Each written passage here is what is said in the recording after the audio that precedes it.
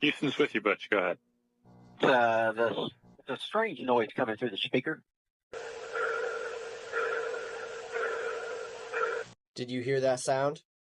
Astronauts Barry Butch Wilmore and Sunita Williams have been stuck aboard the Starliner at the ISS since they left for an 8-day mission on June 5, 2024. And within the last couple of days, they've been hearing strange sounds coming from a speaker inside the Starliner. Over the weekend, Wilmore radioed Mission Control in Houston, where they linked via hardline to investigate the sound. Mission Control made a comment how it sounded like a sonar ping. The two astronauts have been stuck up there for 3 months and will spend a total of 8 months in orbit. The Starliner experienced issues due to leaks of helium, which pushed fuel into the propulsion system. And now they're hearing strange noises. What do you think these noises could be?